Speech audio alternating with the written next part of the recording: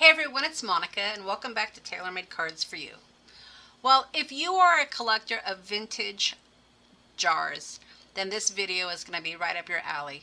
I have been collecting vintage jars for quite some time now, and I use them for displays, but I decided this year I was going to go ahead and turn some of my vintage jars into apothecary bottles. Now, sometimes you're fortunate enough to find these vintage jars that already have the original label on them. And this is awesome. I won't be doing anything to this, but this is the look we're going for. We want to have a label. We want it to look somewhat distressed. It's torn here, and it's got some patina, some green, brown coloring to it. This one is fortunate enough to have the cork, and it's just perfect. I would have liked to have seen a little bit more of a brown tinge to kind of resemble some of the old medicine that it might have been in here, but I'm going to show you a trick for that on one of my other bottles. Now, unfortunately, not every bottle that you find is going to be in great shape like this where you can actually read the label. This one is pretty distressed. You can see that it's been torn off, but it was a label that fit this jar perfectly. Now, I'm not going to do anything to this label, even though you can't hardly read it. I still think it's a great display bottle, and I'm going to keep that one as it is. But let's talk about the bottles that don't have any labels on them. So this this bottle is awesome. It is a good size. It would be great for display. And I love to display some of the bigger bottles in the background and then have like a smaller bottle in front. So they're great for Halloween decorations or just around the house. Now my apothecary display is in my bathroom. I have some shelves and we put some of my bottles in there. And it's part of my display. So I have 3 shelves where I'm able to display all of my bottles. But I have several bottles that I just have an overflow. So I'm going to be listing some of those in my shop, and I will put the description below for you. But I wanted to show you, if you have any bottles, how you can decorate these. Now, the last bottle I wanted to share with you before we get into the demo is a bottle like this. And you can see this one already has some labeling on it, but it's part of the bottle itself. So I'm certainly not going to cover this. I think this is awesome as it is. The only thing that I would have liked to have seen it is it not being so white. But again, I'm going to kind of show you what I mean by that. So let's go ahead and jump right into decorating these bottles. Now there's several ways you can go about decorating your bottles. As you see on this one here, I used an old label and I glued it to this jar. And this one already has some great brown coloring, so there's nothing I need to do to this.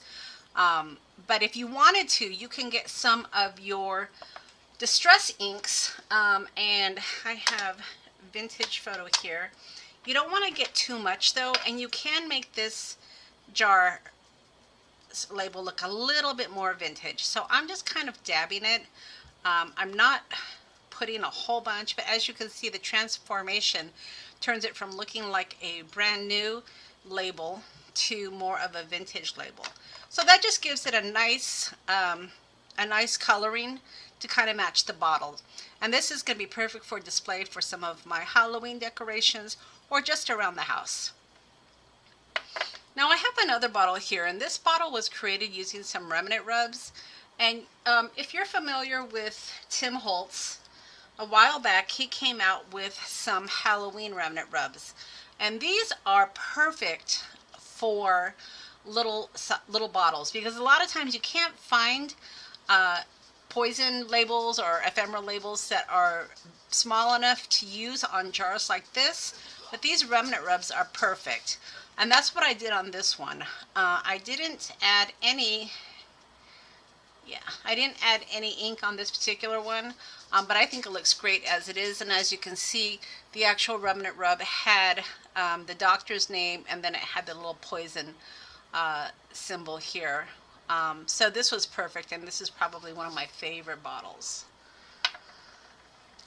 Now, if you have a jar that already has labeling on it, you certainly don't want to mess with perfection.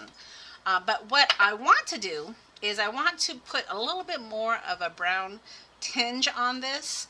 And I started to do it here already, but I want to show you how to do that. So I just grabbed some alcohol inks. Remember, alcohol inks work on non-porous items, and jars definitely are non-porous. And I am going to just add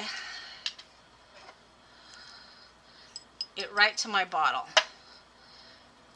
And then all you need to do is just kind of rub it in. And you can put as much or as little as you want. It just gives it a little bit of a brown tinge, which makes it look like there was, remnants of medicine in it. And you could splot it if you want to.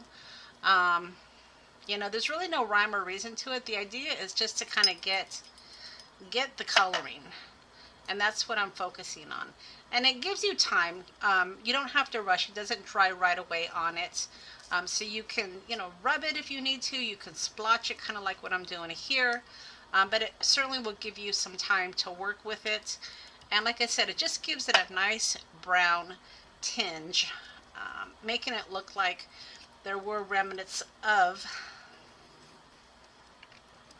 the medicine in there. And then if you wanted to, you could even put a couple of drops in there just to make it look like it was kind of leaking. And again, you don't have to do that, but as you can see, it's covering it nicely. I'm going to leave it standing up so it can continue to drip, and you can do that if you wanted to, on the sides or whatever your heart desires. But it just makes the jar look a little bit more authentic, in my opinion, and it will display really nicely. So that's another idea that you can use for some of your jars. Now you can certainly do this on jars that you're going to be adding labels to as well, but I wanted to show you how you can make this one look a little bit more vintage just by using some of your alcohol ink. Alright, so the next bottle I kind of want to play with are some of these smaller bottles. And these are the ones where I used Remnant Rubs. So I found 2 of my smaller bottles, and I'm going to kind of look through some of my Remnant Rubs here. Unfortunately, I don't have a lot of Halloween ones left. I may have to invest in a few more, but I think I can definitely use these poisons here. And let's see, maybe even the spider. We'll see what we can do. So let's go ahead and see what we can find out. This one actually even has druggist and apothecary, so I can definitely use that. So I'm just going to carefully cut around my Halloween and bring out these poison labels. Alright. I will look to see if any of the shops out there have some of these Halloween Remnant Rubs because they are perfect for little bottles. Alright, so let's see what we're going to do here. Now I think the black may be a little bit, or the brown may be a little bit too dark for these, so we're going to stick with the white bottle here. And I'm going to cut around this one because I'm not going to use this small one. I'm going to use the larger one. And we're going to use all of these. So I just have to figure out exactly what order I want this. So I think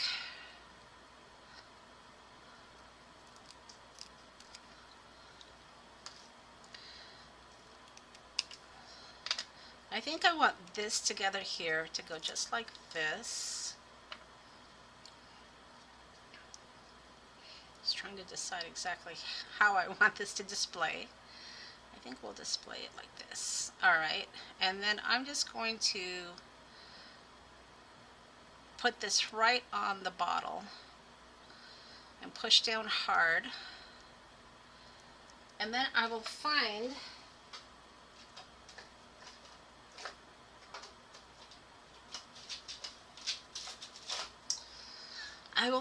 a tool. Alright, so I couldn't find my tool, but this will work just fine. Sometimes I use closed pens, anything where you can just kind of, you know, rub these images onto your surface. So I'm just, and this little pick is nice because then I can kind of lift up.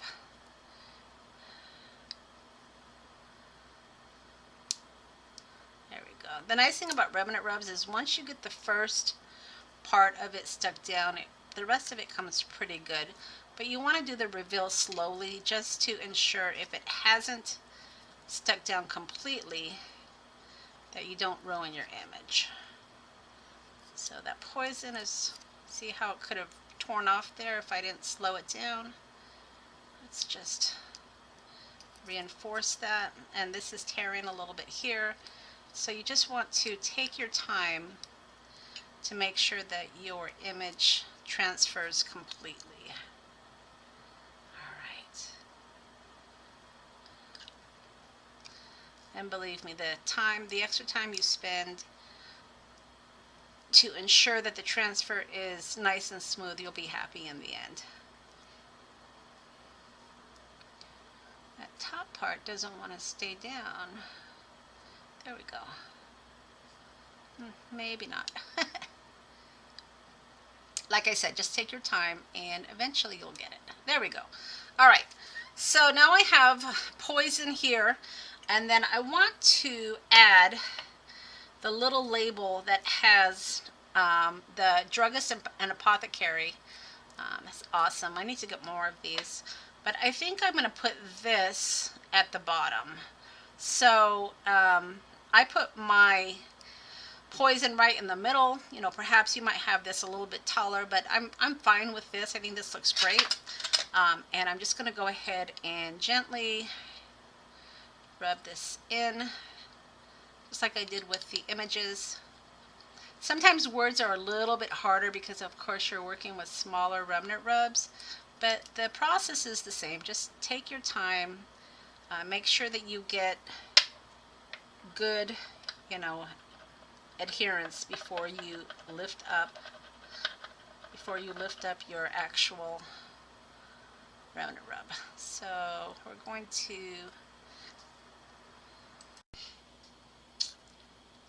just keep working it and making sure your image is perfectly adhered. And this one took a little bit longer, but as you can see, the results are pretty fantastic. And then of course, if you wanted to, you know, add a little bit of a brown tinge, I certainly would not do this over my label because I think that's fantastic already. But you can, you know, you can add a little bit of a brown tinge to it. Completely up to you. But I'm not going to mess with that label. And I just think that's perfect. Wouldn't that be a wonderful display for Halloween? All right, so the last part I want to show you in decorating these is how to add the labels. So let me go ahead and grab my label box and we'll take a look at what we have. Okay, so I pulled out my box of labels, and as you can see, I have quite a few. I've been collecting these for a while, and I got fortunate when I lived in Prescott to find a guy that had tons of labels that he was getting rid of. So not only do I have poison labels, but I have, you know, extract labels, all sorts of fun, interesting labels here that you can play with. So ideally what you want to do is, in my opinion, you want to find a label that's going to display completely.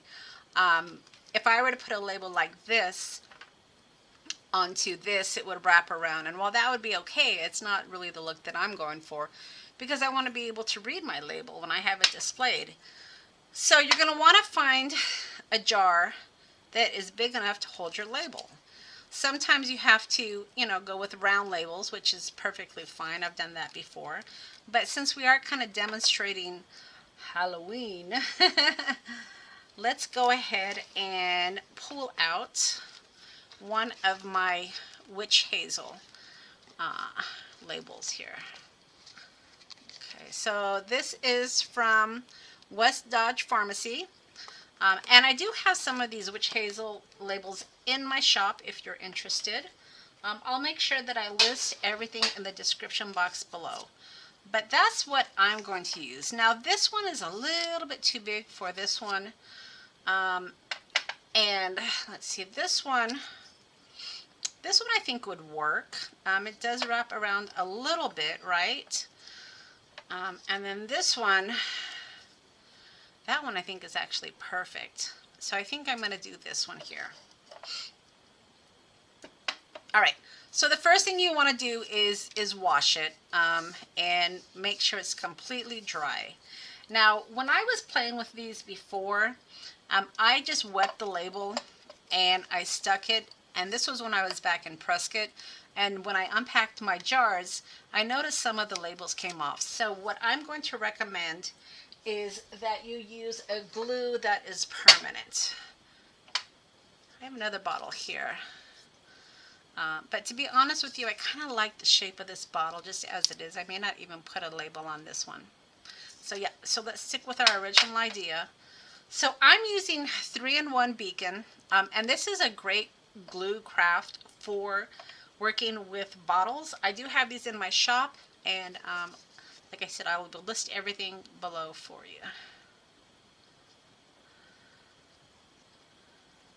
Alright, so I am just being really generous here, but I'm not putting it on thick because I definitely do not want it to wrap outside of my label.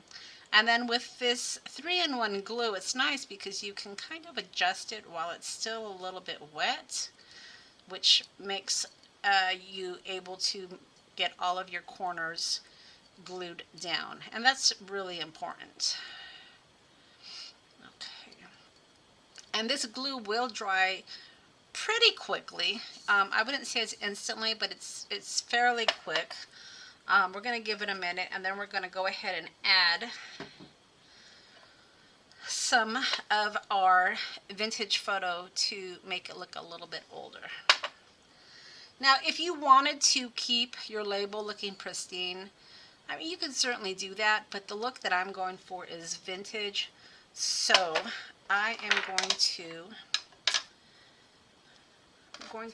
add some vintage photo, and I'm going to just do a real light hand here. I don't want my label to look unreal. I want it to look real. So I'm just trying to be really light. I'm just going around the edges here,